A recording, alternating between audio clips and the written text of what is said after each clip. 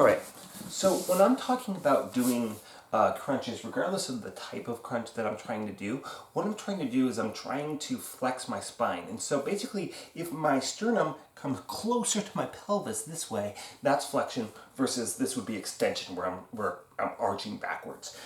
And so generally speaking, when I'm doing any type of crunch, I'm trying to go through flexion and extension of the back, right? So one of the things is several different points when it comes to crunches is that first of all, a sit-up when I come up here, you'll find that a lot of times when I'm coming up, for one, my focus is not on my ab work. It's my focus is on getting all the way up. So that's part of the reason why sit-ups are kind of a bullshit exercise. And here's the thing: is that we're all sitting in desks all day, right? We are all if we're running on treadmills, we're doing things that are going to make our hip flexors tighter, which are the muscles that attach to our low back, go over our pelvis, and then attach on our inner thighs, right on the onto the femur there. Those muscles tend to be tight, overactive, and overdeveloped, right? So we don't really, for most people, especially like kickboxers or wrestlers or anything like that, we don't really need to really work on strengthening our hip flexors. So once I get to this point, that's as high up as I can get. So, but you'll see if I'm doing a full sit-up here, right? I don't even reach that point, right? I get as much in that I need in order to get all the way up, but I'm not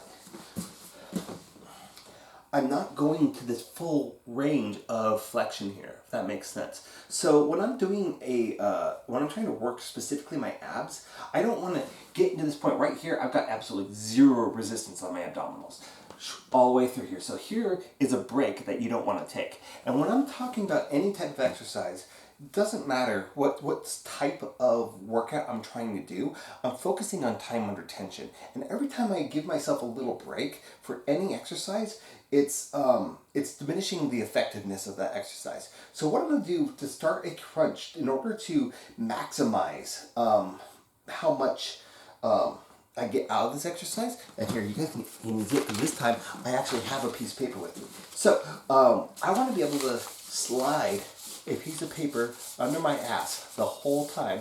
See, if I go too deep in, I'm going to, closer to my sacrum, I'm going to have some more friction. But you see, guys, I can slide paper in here, which is different than a bridge, right? So this is just me touching my tailbone like a scared dog, and I can already feel that my abs are engaged. Even if I'm relaxing back here, trying to keep that tail tuck is going to engage my abdominals. Now, I also should be able to slide a piece of paper in over here, right? So, and the reason why I say that, and let me get out to a red square so you can see this better.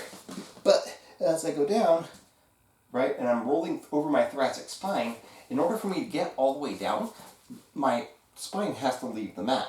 And if my spine is leaving the mat, then I'm not engaging my abdominals anymore. So, I'm keeping this whole lumbar spine pinned to the mat the whole time. And not even the whole thing, right? There's just somewhere in the middle here that's pinned, and everything above and below it is keeping weight off of it. Now, this is easier because I'm moving weight closer to fulcrum, further, and further. So where you put your arms is going to change the crunch. Notice that I'm touching the back here with my fingertips. I'm not lacing.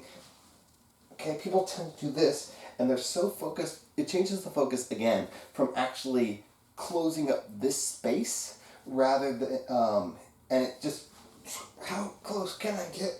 Right now, guys, my abs are doing nothing, right? So I really want to make sure, right, I'm keeping pressure off here, I'm lightly touching here. Even so, for the longest time, I would do crunches like this. I would look up to the ceiling here and I'd try to get my shoulders as high off the mat as possible, right?